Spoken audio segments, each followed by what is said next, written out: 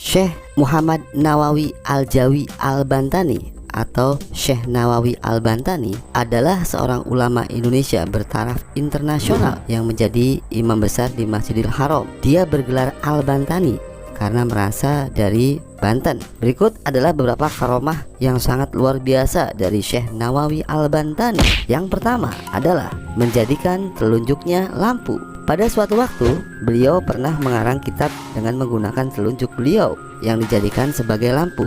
Saat itu dalam sebuah perjalanan, karena tidak ada cahaya dalam syukduf atau rumah-rumahan yang gelap, sementara aspirasi tengah kencang mengisi di kepalanya. Akhirnya Syekh Nawawi kemudian berdoa memohon kepada Allah Subhanahu wa Ta'ala agar telunjuk kirinya dapat menjadi lampu, agar dapat menerangi jari kanannya yang digunakan untuk menulis. Kitab yang kemudian lahir dengan nama Maraki Al-Ubudiyah Syarah Matan Bidayah Al-Hidayah itu harus dibayar beliau dengan cacat pada jari telunjuk kirinya. Cahaya yang diberikan oleh Allah pada jari telunjuk kiri itu membawa bekas yang tidak hilang. Yang kedua, melihat Ka'bah dengan telunjuknya. Karomah Syekh Nawawi Al-Bantani yang lain juga diperlihatkan di saat mengunjungi salah satu masjid di Jakarta, yaitu Masjid Pekojan. Masjid yang dibangun oleh salah seorang keturunan cucu Rasulullah Shallallahu Alaihi Wasallam. Diceritakan oleh Kiai Haji Tobari Syadzili. Dulu Syekh Nawawi Al-Bantani kira-kira masih berusia belasan tahun, pernah sholat di Masjid Pekojan Jakarta dekat kediaman Habib Utsman bin Yahya. Ketika usai sholat, Syekh Nawawi menghampiri dan berkata kepada Habib Utsman dengan nada lemah lembut dan penuh hormat. Kebetulan Habib Utsman berada di dalam masjid. "Wahai Habib yang saya hormati, sebelumnya saya minta maaf yang sebesar-besarnya." Sang Habib menjawab, "Ya, ada apa anak muda?" "Begini ya Habib, masjid ini kurang ngiblat dan kurang menyorong ke sebelah kanan ke arah utara." Kemudian Habib Utsman menjawab, "Masjid ini sudah saya ukur dengan alat kompas dan berdasarkan ilmu falak." Memang Habib Utsman adalah seorang pakar ilmu falak. Kemudian Syekh Nawawi Al-Bantani dengan sopannya menunjuk ke arah kiblat, dan seketika itu juga Ka'bah terlihat dengan amat jelas di hadapan mereka. Menyaksikan itu, Habib Utsman bin Yahya terperanjat dan kemudian langsung memeluk dan ingin mencium tangan Syekh Nawawi Al-Bantani. Namun Syekh Nawawi Al-Bantani menarik dan menolak tangannya untuk dicium oleh Habib Utsman bin Yahya,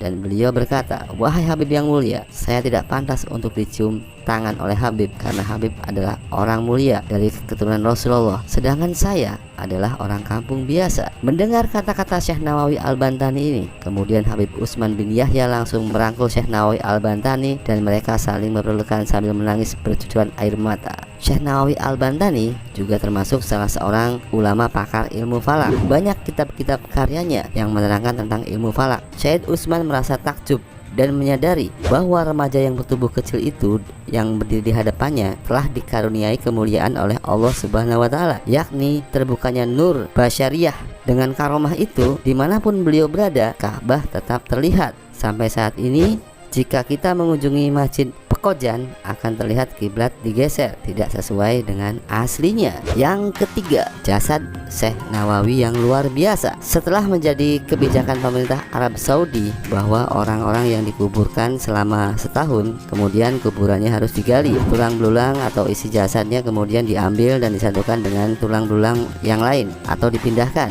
Selanjutnya, semua tulang akan dikuburkan di tempat lain di luar kota. Lubang kubur yang dibongkar dibiarkan tetap terbuka hingga datang jenazah berikutnya, terus silih berganti. Kebijakan ini dijalankan tanpa pandang bulu. Siapapun dia, pejabat atau orang biasa, saudagar kaya atau orang miskin, sama terkena kebijakan tersebut. Inilah juga yang menimpa makam Syekh Nawawi Al-Bantani. Setelah dikubur genap berusia 1 tahun, kemudian datanglah petugas dari pemerintah kota untuk menggali kuburannya. Tetapi yang terjadi adalah hal yang tidak lazim. Para petugas kuburan itu tak menemukan tulang belulang seperti biasanya. Yang mereka temukan adalah satu jasad yang masih utuh, tidak kurang suatu apapun, tidak lecet atau tanda-tanda pembusukan seperti lazimnya jasad yang telah lama dikubur. Bahkan kain putih atau kain kafan penutup jasad beliau tidak sobek, masih berbau harum dan tidak lapuk sedikit pun. Tentu saja kejadian ini mengejutkan para petugas. Mereka lari berhamburan mendatangi atasannya dan menceritakan apa yang telah mereka lihat. Setelah diteliti,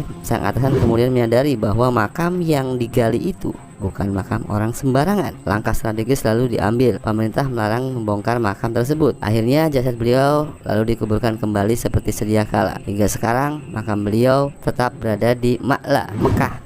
Yang paling aneh adalah kuburan beliau satu-satunya kuburan yang tumbuh rumput, bahkan rumputnya hijau dan bagus. Subhanallah. Yang keempat, tidur di lidah ular. Konon pada suatu malam di mana beliau melanjutkan perjalanannya ke Mekah, Syekh Nawawi Al-Bantani kelelahan dan mencari sebuah gubuk yang tak berpenghuni atau saung. Setelah mencari-cari, akhirnya beliau menemukan lampu yang sangat redup dan kecil. Akhirnya beliau tiba di suatu tempat tersebut dan memulai untuk beristirahat. Di benak beliau bertanya, kok dasar saung ini sangat lembut dan empuk ya? Saking lelahnya, beliau tidak terlalu mempersoalkan hal tersebut. Tidurlah beliau dengan mematahkan tongkatnya dengan posisi berdiri. Pagi pun datang dan beliau terbangun dari tidurnya untuk melakukan sholat subuh dan kemudian melanjutkan perjalanannya. Setelah kurang lebih sekitar 7 langkah dari tempat peristirahatannya itu, beliau menyentuh darah dari ujung tongkatnya tersebut. Dengan heran kemudian beliau menoleh ke belakang dan menemui ular raksasa sedang beranjak pergi. Tanpa disadari, ternyata semalam beliau tidur di lidah seekor ular raksasa dan tongkatnya yang berposisi berdiri tersebut merintangi kedua gigi ular tersebut. Beliau pun langsung menyebut kalimat istighfar, astagfirullahaladzim, subhanallah, dan memuji kebesaran Allah subhanahu wa ta'ala dengan mengucapkan kalimat kebesarannya. Ada yang berpendapat bahwa ular besar itu adalah naga, ular naga yang bernama Nagasari atau Parewangan atau Malaikatil Hodam dari Kanjeng Sunan Gunung Jati. Mengingat Syekh Nawawi Al-Bantani adalah masih anak cucu dari Sunan Gunung Jati. Syekh Nawawi merupakan generasi ke-12 dari Sultan Maulana Hasanuddin, raja pertama Banten yang merupakan putra dari Sunan Gunung Jati Cirebon. Dikisahkan bahwa Kanjeng Sunan Gunung Jati memiliki parewangan dari dunia goib yang bernama Nagasari. Pada saat itu Nagasari ingin mengabdi kepada Sunan Gunung Jati, tetapi karena perwujudannya adalah seekor naga yang sangat besar sehingga dikhawatirkan akan terjadi pengkultusan, maka Kanjeng Sunan Gunung Jati menolak untuk diikuti oleh Nagasari selagi Nagasari masih berwujud seekor naga yang sangat besar. Akhirnya Nagasari merubah wujudnya menjadi sebuah pohon atau pohon kayu yang saat ini ada di daerah Gunung Jati Cirebon, yaitu kayu Nagasari. Kayu ini memang hanya ada di beberapa tempat keramat yang ada di daerah Cirebon.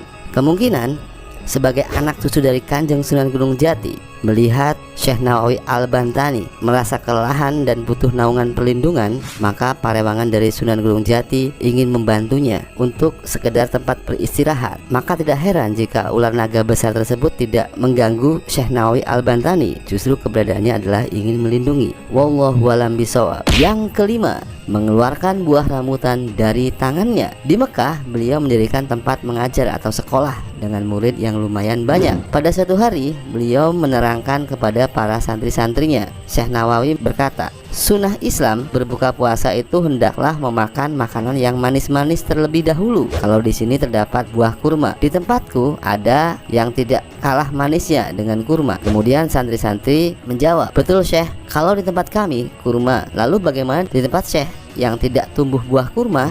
Syekh Nawawi menjawab, sebentar. Syekh Nawawi langsung menyembunyikan tangannya ke belakang tubuhnya. Santri-santri pun sangat heran dengan apa yang dilakukan oleh gurunya tersebut, dan terdengar di telinga para santri-santri suara seperti orang yang sedang mengambil buah-buahan dari pohonnya. Kemudian Syekh Nawawi menyuguhkan buah rambutan yang persis seperti baru diambil dari pohonnya. Santri-santri pun sangat terheran-heran dengan apa yang dilakukan oleh gurunya tersebut. Nah, ini yang aku makan pertama ketika berbuka puasa atau takjil di tempatku. Silahkan dicicipi, kata Syekh Nawawi sambil membagikannya kepada para santri di kelasnya mengajar. Para santri pun langsung mencicipi dan sangat menikmati manisnya buah rambutan yang diberikan oleh gurunya itu. Sebenarnya karomah beliau masih sangat banyak. Itu adalah sebagian kecil dari kisah tentang karomah beliau.